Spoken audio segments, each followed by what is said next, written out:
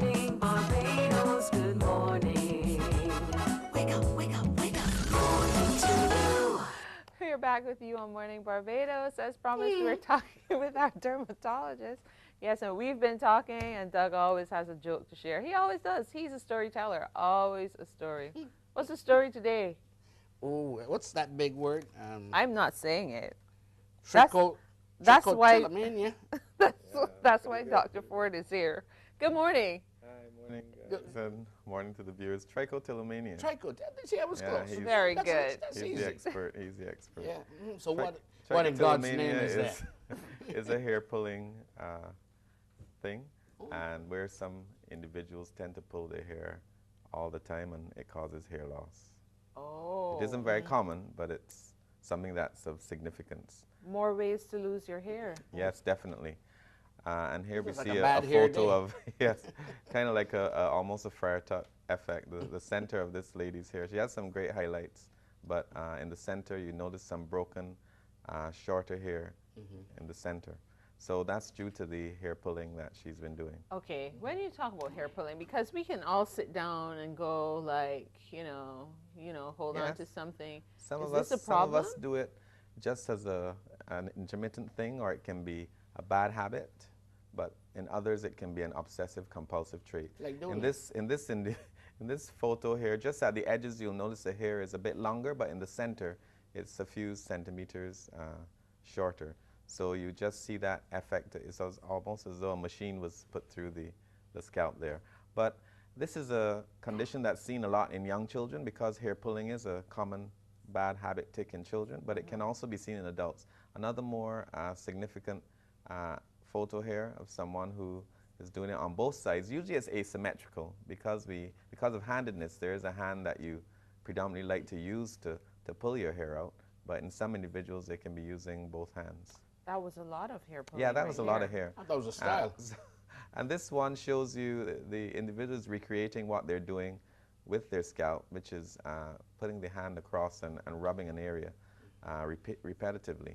And the following photo shows you a better look at the effect. So what you see clinically can range from just broken hairs to complete baldness or alopecia.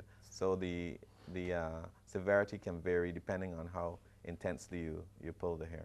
Well, how do you realize that you have this problem? Because Well, it's really the alopecia that brings the patient to the Something's doctor. wrong. Usually they would present to the dermatologist rather than a psychologist or a psychiatrist. Again, another severe case, an elderly woman, and she's been doing it for a very long time. So you notice in one area there's longer hair that looks normal, but in the other one it looks like just a bad haircut. Bad haircut. Wow. And this just goes to show the range in severity. The initial one, you saw the hair was just a few centimeters, but now total baldness in this case. Okay. How significant is the problem in our part of the world? Well, it isn't something that we see very often. You might see one case per year, but as I said, it's more commonly seen in children as a bad habit. But in adults, it can range from just being an obsessive compulsive trait to being a factor in someone who's depressed or can have a psychiatric problem or just very anxious. But if you suck your finger, your parents put aloes on it. But what do you do if you... This one requires, if it's just a child affect a bad habit, usually it goes away by the time the child reaches the teens. But in adults, it's much more difficult. You require lots of behavioral adjustments. Yours is gone already. You guys should see what Doug was doing there. Some behavioral adjustments and see a psychologist. But you need to get some insight into what's happening and to understand why. In someone who has an obsessive compulsive problem, they're preoccupied with doing an activity. And the longer they stay away from doing it, lots of psychic pressure builds up, and they can only release it by actually repeating the activity. So it can be something that can cause a lot of discomfort psychologically for someone. They're usually very unhappy because they can't stop doing this activity, which causes them to look in a way that isn't pleasing to them. And then also sometimes they have problems with their relationships and other interactions with people. And also there's the embarrassment of having a bald area on the skin. Okay, so what are they doing this for? Because I imagine, and you've explained different things to us before where you said you've had to work with other specialists. So is this to fill a void? Is this to feel the hair pop? Is there something about it that is therapeutic? I'm trying to. Well, sometimes you can have, let's say someone starts to get an itch in an area, because it doesn't always have to be the scalp. It can be the eyebrows, it can be the eyelashes, it can be hair from other parts of the body like the legs. But let's say someone has a tingling or some sensation, and it starts them doing an activity of pulling at that area, and then it becomes ingrained and they keep going. For others, in their quiet times, if they're talking to the phone, if they're watching TV, it just becomes this thing that they do, and before they know it, you know, they're having the results of hair breakage. So it can range from just bad habits to serious psychological problems. But for some people, in the obsessive compulsive patient would have some release from doing it. They try not to do it, but then in some cases they may have this certain place. Let's say they like to go in the bathroom, shut themselves up, and just do that. That's something they just have to do to get some relief. So it depends on the individual, and the important thing is to rule out other causes of hair loss, and then to determine that this is why the person does have trichotillomania, and then try to get to the bottom of it. But it requires a lot of discussion with the individual over a period of time, and also the initial examination has to be done pretty well. All right, I hear what you're saying, that it's a kind of a psychological disorder, but there are those who, I mean, for example, there are ladies who say that even though they haven't got an itch, they have this compulsion to want to hit their head when they have braids in. You know, you see them all the time? They say there's no itch. They say there's no itch, but they've kind of grown Yeah. accustomed to doing that. I mean, is that similar? No, it's not similar, but I have noticed it. Lots of people who have an appliance on or a weave, they tend to hit it. That's what it is. I like that.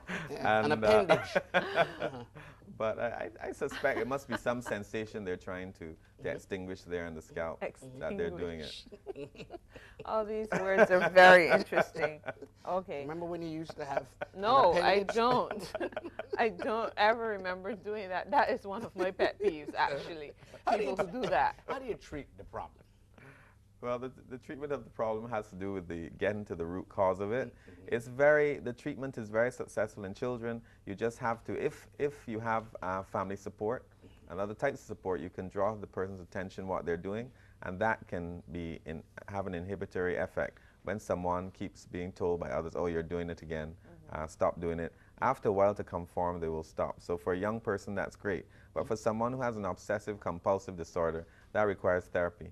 Other than that, if you have an underlying anxiety disorder, or if you're depressed, or if you have a psychosis, then treating that underlying thing will stop you from having trichotillomania. Yeah. But I mean, the effects are only superficial, and then, you know, granted you have alopecia, but it doesn't affect with your functioning otherwise, but your appearance, your self-esteem, and also it creates a lot of tension and problems. So there are lots of individuals who have blogs on YouTube and other places that document it. There's even a lady who's been taking some videos over a decade of videos and showing various stages of her problem. Sometimes she'd have long hair, sometimes she'd have short hair. On occasion, she's even shaved her hair off. But even though at times she's had relief, she's relapsed quite a lot. So it depends on how strong and what the underlying cause is that will determine how well you do.